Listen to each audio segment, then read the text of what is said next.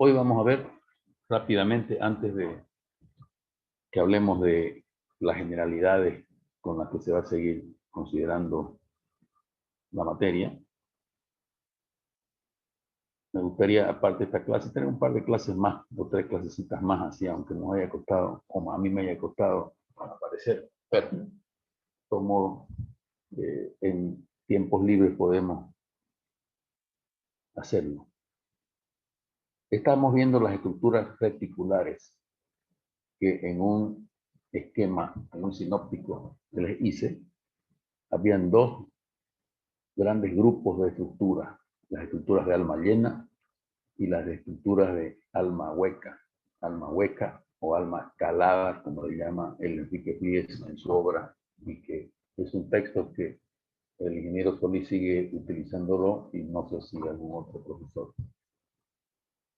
Se llaman estructuras reticulares o de alma hueca porque si practicamos una sección perpendicular a la barra, a una barra, por ejemplo, como en un tinglado, vamos a ver que las partes sólidas están separadas. Si cortamos, por ejemplo, una viga de un tinglado parabólico o curvo, cortamos uno de los arcos perpendicularmente, vamos a ver que tenemos que la sección son 4 redondos, 4 son las 4 barras que se cortan, entonces es un sistema que si bien las barras son continuos de alma llena cada barrita, están separadas por vacíos, por eso se llama de alma hueca. Y los sistemas de alma llena es como que cortemos un palo de escoba o cualquier otra sección, vamos a ver que obtenemos una figura geométrica que es la sección del corte, que es, al aplicar la herramienta de corte, es lo que queda en ambos elementos. Entonces, esa es la sección de alma llena porque tiene una sección con infinitos puntos continuos que forman, evidentemente, de alguna manera un plano. Los sistemas de alma hueca o reticulares pueden ser, al igual que los sistemas de alma llena, tridimensionales, bidimensionales, unidimensionales. Sin embargo, en el aprendizaje y enseñanza de la ingeniería o de las materias que hacen ese camino en la ingeniería de las estructuras, se estudia básicamente las estructuras planas. Y no significa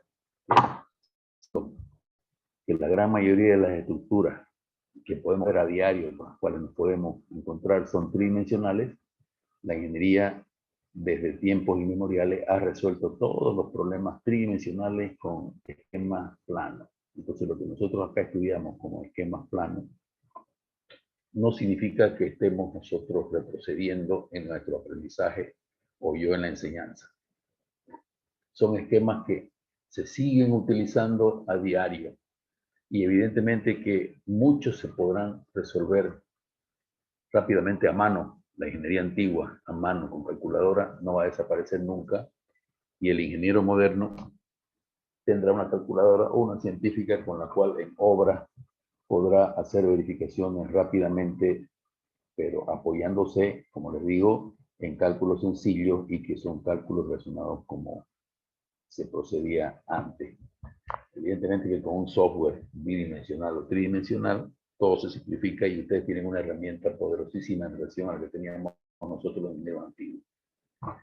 Vamos a ver entonces, continuando con los reticulados, de los cuales ya le hice una introducción, una estructura reticular sencilla, porque es el método lo que nos importa aprender y este ejemplo que les he hecho es lo bastante preciso y simplificado como para que ustedes vean que si bien esto es una solución gráfica, el concepto con el cual se manejó, y de hecho les digo que esto, aún siendo una solución gráfica, en muchas situaciones en la vida profesional probablemente ustedes tengan que comprar un pliego de papel manteca o mantequilla y trabajar a mano y obtener valores a mano y pueden ser trabajo suficiente como para resolver problemas reales. Esta estructura, compuesta por barras, tiene, si ustedes observan, se ha hecho una numeración, 1, 2, 3, 4, 5. Estos nudos, como le vamos a llamar, a donde se conectan o se juntan los extremos de las barras, nudos 1, nudo 2, nudo 3, nudo 4 y nudo 5, están conectando las barras de hecho 1, 2, 2, 3, 3, 4, 4, 5, 5, 2 y 5, 3 o 3, 5 o 2, 5, que es lo mismo. Entonces, en el plano, esto ha sido dibujado en una escala de longitudes. Quiere decir que lo que ustedes están viendo, de alguna manera, se lo trazó con los valores reales en una escala de longitudes de cada una de las barras y de cada posición de los puntos. Quiere decir entonces que si a ustedes les da un problema a resolver, con que le den las coordenadas del punto 1, 2, 3, 4 y 5, ustedes pueden rápidamente obtener el gráfico que tenemos acá como estructura reticular. Entre nudos denominamos barras. Entonces las estructuras reticulares tienen dos elementos fundamentalmente, los nudos y las barras. Entonces entre el nudo 1 y el nudo 2 hay un elemento lineal, sólido por supuesto, resistente, que se llama barra. Lo mismo entre los 3, 3, 4, 4, 5, 2, 5 y 3, 5. Al igual que como procedimos en el análisis estructural de los pórticos múltiples articulados, mi propuesta para los pórticos, para los que recuerdan, donde tenía yo un procedimiento de análisis de si las estructuras eran isostáticas y si eran estables, lo vuelvo a repetir acá y les voy a decir que son análisis muy particulares míos, pero que seguimos nosotros teniendo éxito y simplificando la solución de este tipo de estructuras. En este caso, recordando lo que vimos en pórticos, tenemos 1, 2, 3, 4, 5, 6, 7 barras. 1, 2, 3, 4, 5, 6, 7 barras. Quiere decir que si las desarticulamos tendrán 7 por 3, 21 grados de libertad el sistema desarticulado. Si vemos los grados de libertad que quitan en cada nudo, que son de hecho articulaciones, vemos que en el nudo 1 quita 2, en el nudo 2 quita 4, en el nudo 3 quita 4, en el nudo 4 quita 2 y en el nudo 5 quita 6. Si sumamos, obtenemos que la sumatoria de los B sub I entre paréntesis es igual a 18. 18 que versus 21 del sistema desarticulado nos da 3 grados de libertad. Entonces, esta estructura reticular, así sencilla y triangulada, como ustedes la ven, tiene 3 grados de libertad. Es entonces como si fuese una viga simplemente apoyada. De hecho, es una viga simplemente apoyada porque si ustedes se fijan, en el nudo 4 tiene un apoyo y en el nudo 1 tengo el otro apoyo. En el nudo 1 tengo un apoyo doble y en el nudo 4 tengo un apoyo simple. ¿Qué otros elementos tenemos para el análisis? Tenemos las fuerzas P1, P2 y P3. Son fuerzas que necesariamente deben actuar en los nudos para esta solución gráfica. Es decir, cualquier otro tipo de carga, si se aplicase en las barras, de alguna manera habría que trasladarla a los nudos. Es decir, todas las cargas que afectan a la estructura o solicitan a la estructura son cargas que actúan sobre sus ejes, es decir, son fuerzas axiales de compresión o de tracción. La barra, por ejemplo, la barra 2.5 va a estar sometida a una barra de tracción o compresión, pero es lo que interiormente está soportando o está absorbiendo esa barra pese a que en el extremo hay una fuerza P sub 1 inclinada y en el otro extremo hay P sub 5. De todo el análisis realizado, se obtiene, aparte de lo que son las fuerzas externas, o debido a las fuerzas externas, se obtienen esfuerzos en barra. Y es decir, que cada una de las barras, la 2.5, la 2.1, la 1.5, etcétera, están sometidas a fuerzas axiales. Y estas fuerzas axiales, si son de un sentido ambas, forman un sistema equilibrado, como le mostré en una clase pasada, son fuerzas de tracción o son fuerzas de compresión. Quiere decir entonces que cada una de estas barras va a estar o comprimida o traccionada, y a un valor que es lo que nos da el resultado de la aplicación del método gráfico de estructuras articulares que vamos a ver.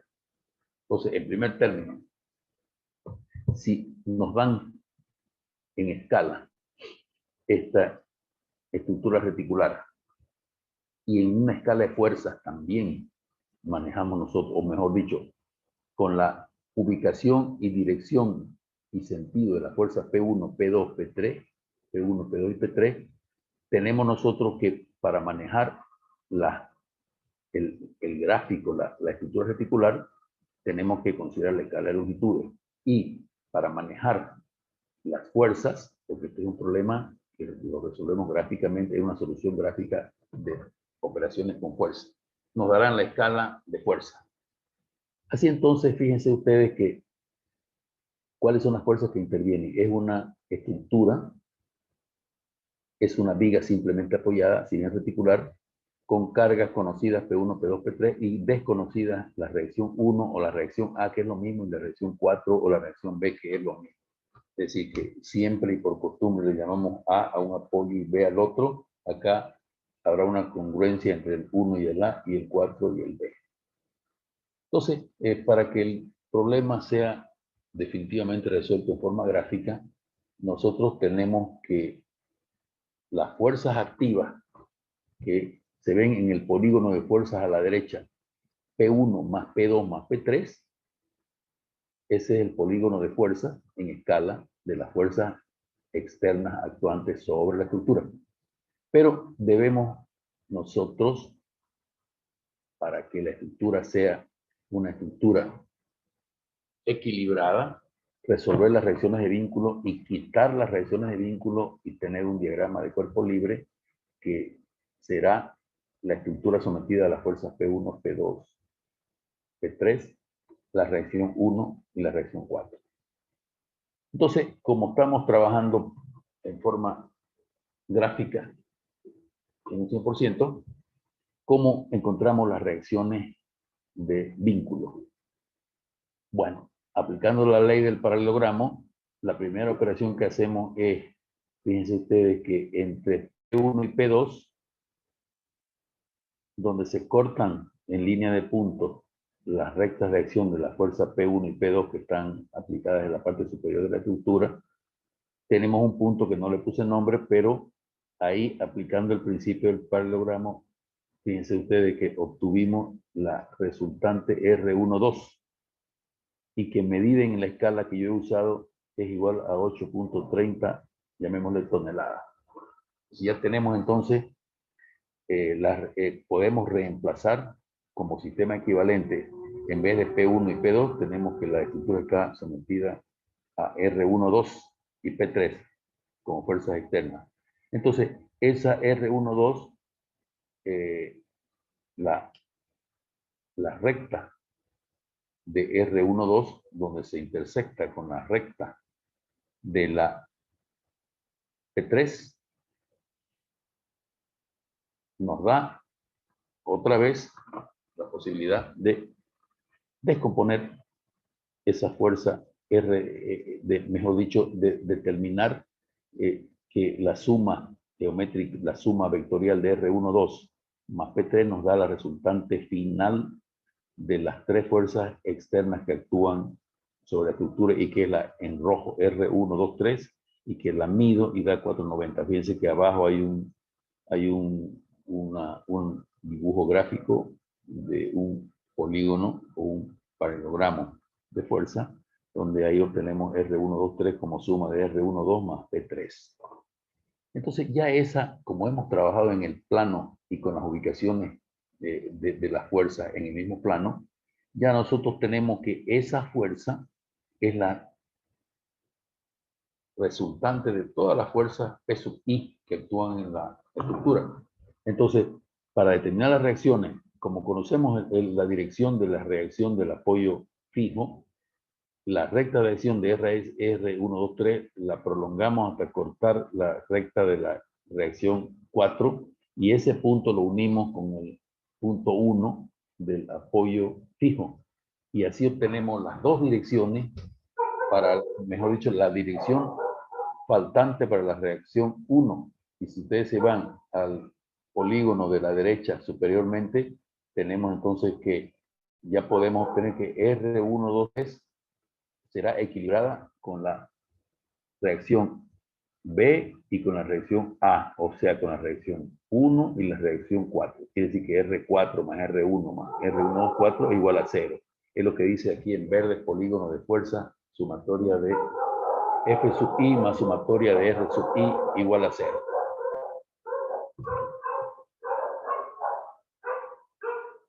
Luego, lo que hemos hecho,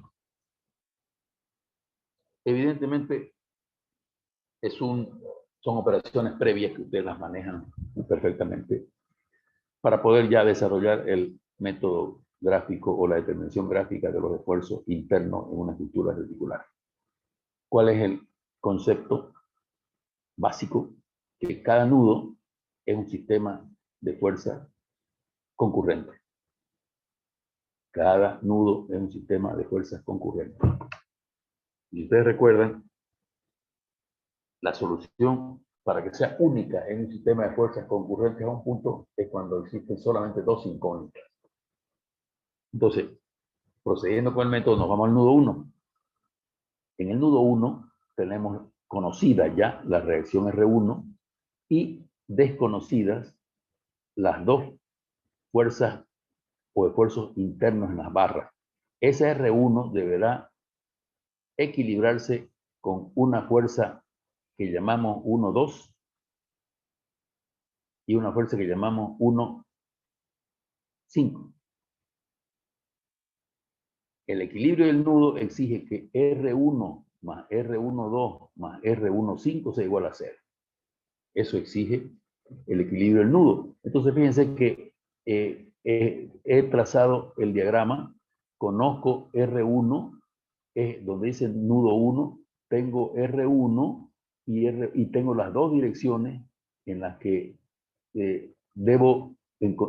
con las que encuentro los módulos y los sentidos de las fuerzas T15 y T12. Entonces yo estoy en el nudo 1, el esfuerzo interno o la fuerza que llega al nudo 1 o a equilibrar el nudo 1 se llama T12, T15, fácil.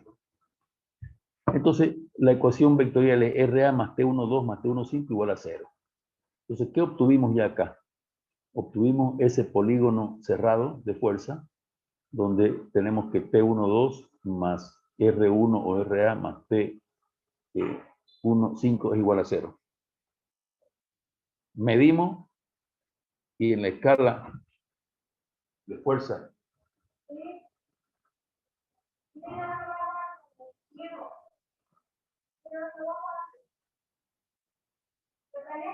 más T12 más T15 es igual a 0.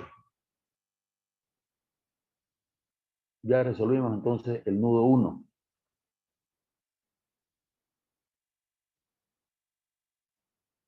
Inmediatamente esa fuerza 1,2, T12, la cambiamos de signo y la trasladamos al nudo de arriba, pero como T21. Y al nudo 5 la trasladamos como T51. Con sentido opuesto a los que hemos encontrado con este polígono de fuerza. Entonces, conocemos T15 y T12. Y en sentido opuesto tendremos T21 y T51. Esperamos un ratito, por favor. T1, 5 y T1, 2. Lo he dibujado con un triangulito con el sentido que me aparece en el polígono. Le cambio ese sentido y voy a tener la T21 y voy a tener la T51. Entonces, fíjense que ya tengo resueltas las barras 1, 2 y la barra 1, 5. Fíjense que los dos triangulitos, vamos a la barra 1, 2. Tiene dos triangulitos en naranja que se dirigen hacia los nudos. Parecería ser entonces, este es el esfuerzo interno. Las dos fuerzas esas determinan el esfuerzo interno. Parecería ser que esa barra está traccionada, pero como estas son las reacciones de lo que le llega por los nudos 1 y 2, este es un esfuerzo de compresión. En vez de tracción es de compresión y le ponemos el signo menos. Lo mismo ocurre con la barra S15. Tengo los dos triangulitos, que son las dos fuerzas que actúan interiormente en la barra 1,5, y como van hacia afuera, parecería que es un esfuerzo de tracción, pero un esfuerzo de compresión.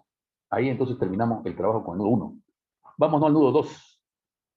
Ya en el nudo 2, ¿qué conocemos? Conocemos la fuerza T21 y la P1, exacto. T21 y P1. Entonces nos vamos al nudo 2, acá abajo, exacto.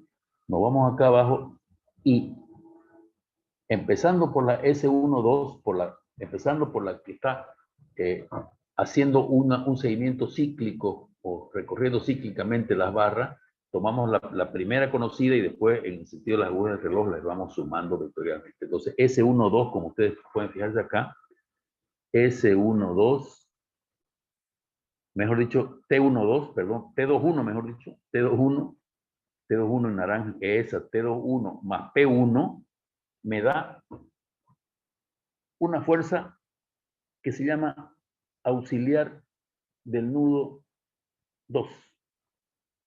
¿De acuerdo? Auxiliar del nudo 2. Entonces, ¿cómo es el equilibrio? T21 más P1 más P auxiliar del nudo 2.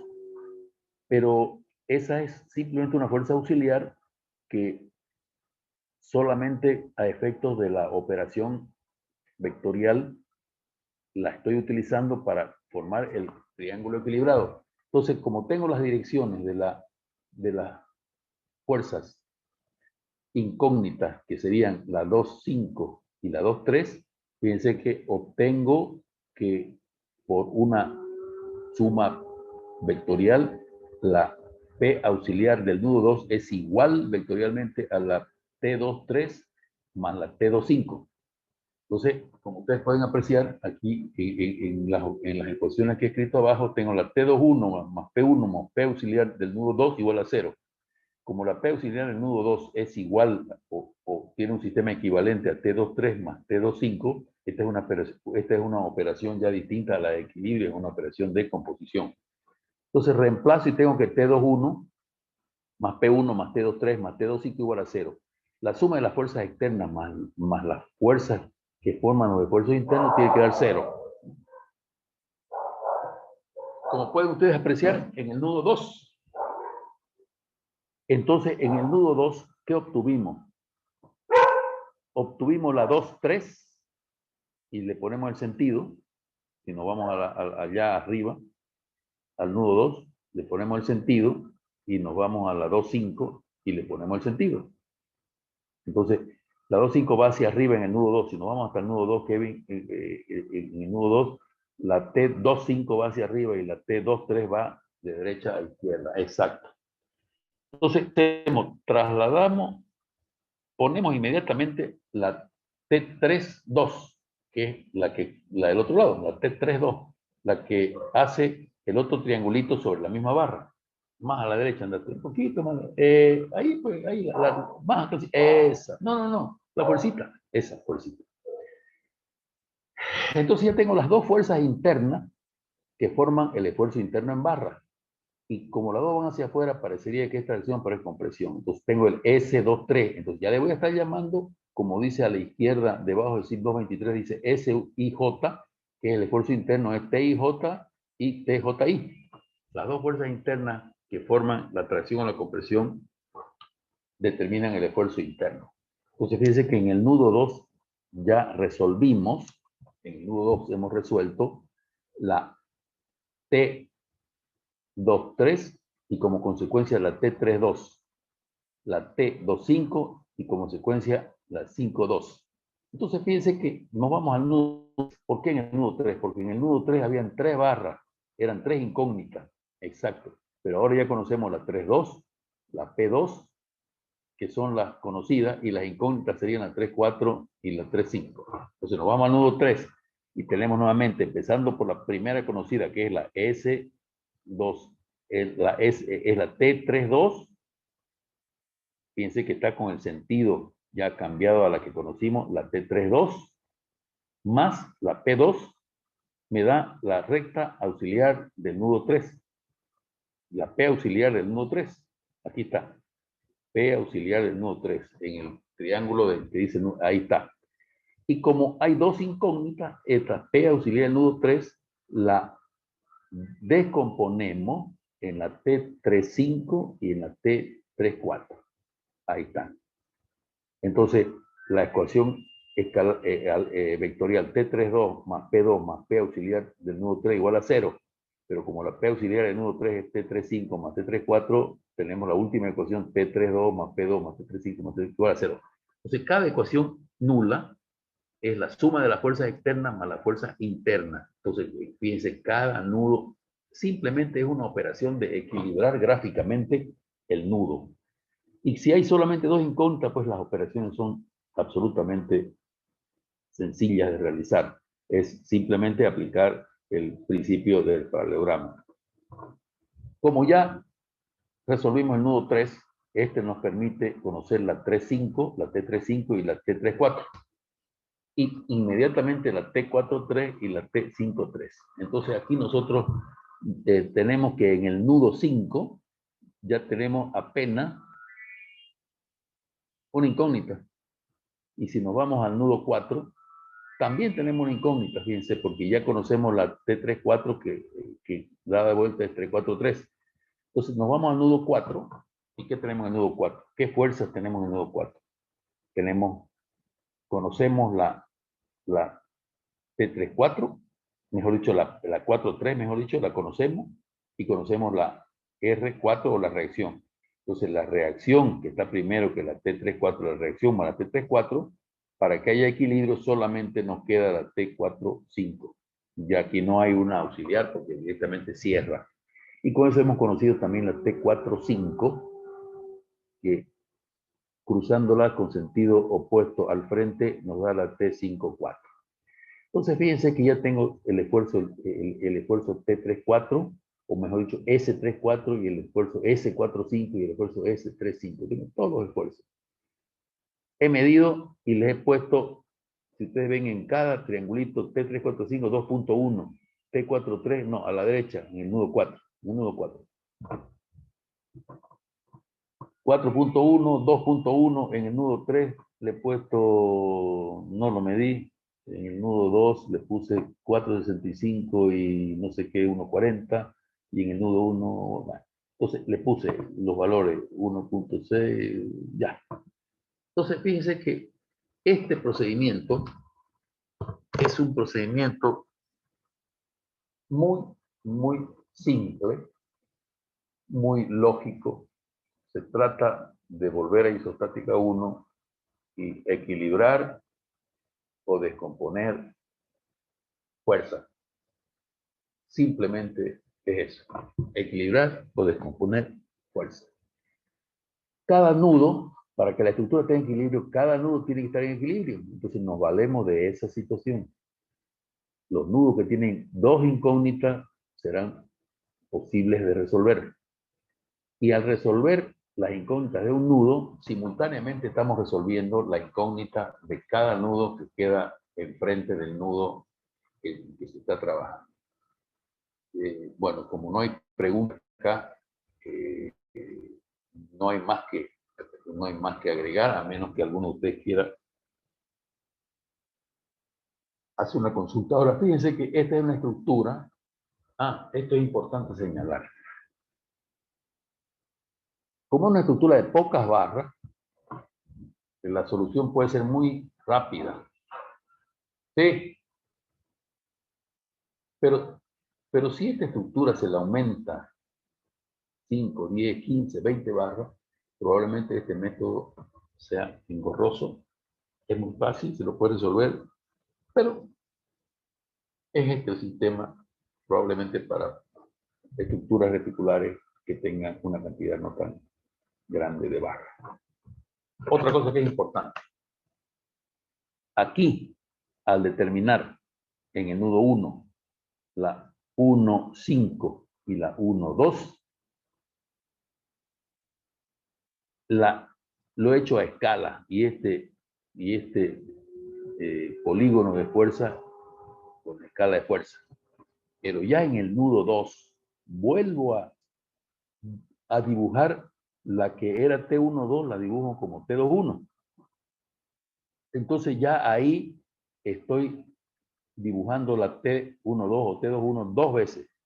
Entonces quiere decir que al acarrearla con paralelas y medir, esta T2,1 acá puede estar un poquito no tan paralela o un poquito más corta o más larga, y ya estamos acarreando un error gráfico.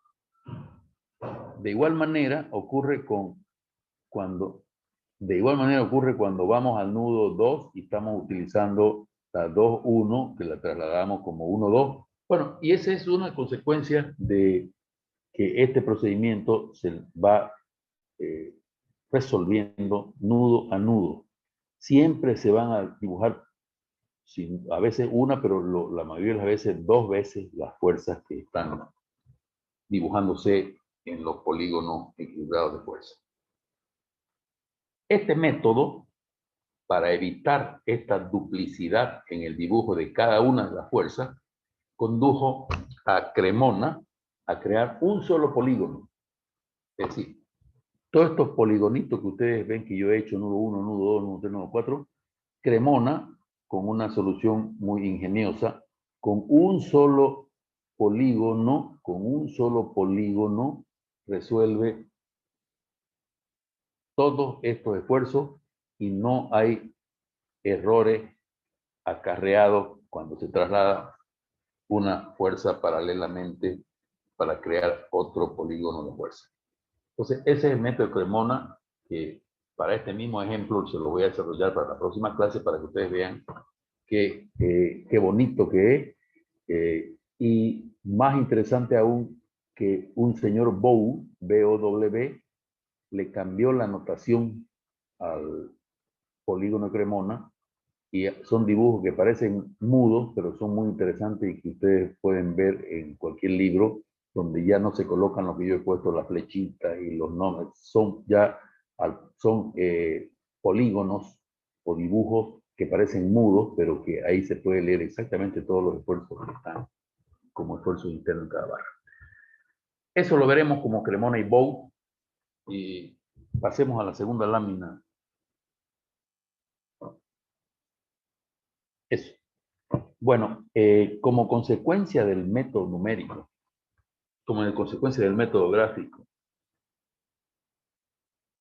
y con el mismo concepto trasladado, pero en número, cada nudo es un sistema de fuerzas concurrentes.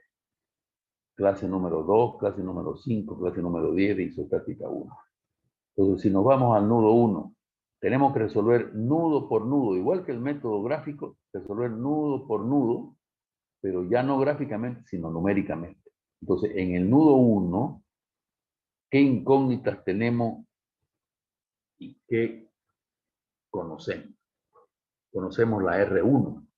Y al conocer la R1 referida a un sistema ortogonal de fuerzas, no le he puesto ni X, ni Y, ni Z, ni positivo, ni negativo, ni nada. Eso, cada uno de los que tuvo isostática 1 tuvo un profesor diferente, y unos tomaron el eje X para la derecha y el eje Y para abajo, o Z o X, no importa. Entonces yo simplemente he puesto un sistema ortogonal donde se va a resolver las incógnitas que no conocemos, que son las fuerzas 1 y la fuerza 1,5, conociendo la fuerza R1 y conociendo qué conocemos. Entonces fíjense que yo acá he hecho un dibujo de probablemente ese nudo donde está R1 con su argumento. Entonces, argumento es el ángulo que forma con el eje que ha sido definido como arranque para considerar esos argumentos o ángulos que forma. Y aquí está perfectamente conocido que el argumento de la fuerza de la reacción R1 es S. Y con ese ángulo y esa abertura con respecto al eje horizontal. Y conocemos el módulo de R1. Entonces, ¿qué planteamos? Planteamos las dos ecuaciones de equilibrio en un sistema de fuerzas concurrentes a un punto. Y acá tenemos la ecuación RA, que es el módulo que conocemos por el argumento, por el coseno de phi sub A, más P12 coseno de phi 12. Aquí, aquí conocemos el argumento, pero tampoco sabemos si es positivo, si, mejor dicho, si es lo que se ha dibujado acá o cómo es exactamente. Lo que conocemos nosotros es ese coseno de phi, conocemos phi 12 o phi 12 más 180. ¿Me entienden? Lo mismo con el phi 15, el phi 15 o phi 15 más 180, pero eso ya ustedes lo han resuelto en isostática 1. Yo le he puesto encima de P12 y P15 una I, que es la incógnita. Entonces, fíjense que he planteado dos ecuaciones en las que en ambas ecuaciones la incógnita es P12. Entonces, tenemos dos ecuaciones con dos incógnitas en un sistema homogéneo que tiene solución única.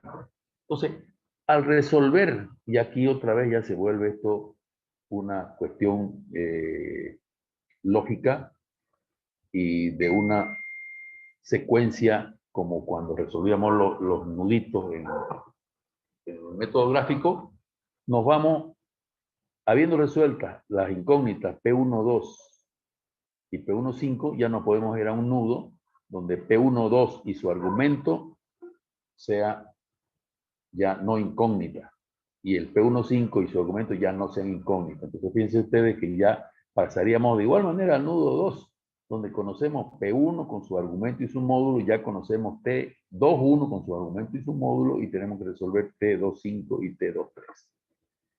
Eso es entonces, no vale la pena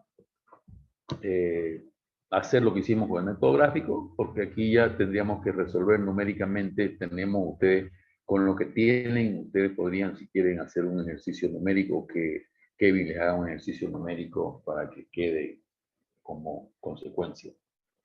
Eso es todo en cuanto al método.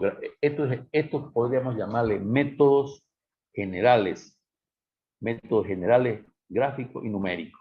Fíjense ustedes que esto es simplemente una aplicación de un concepto, un manejo de ecuaciones numéricas que ya ustedes han utilizado sobradamente. Y por otro lado, el método gráfico, bueno, es evidentemente una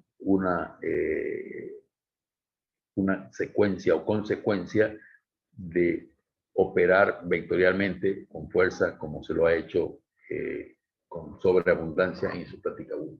Listo, Kevin. Como clase podemos parar.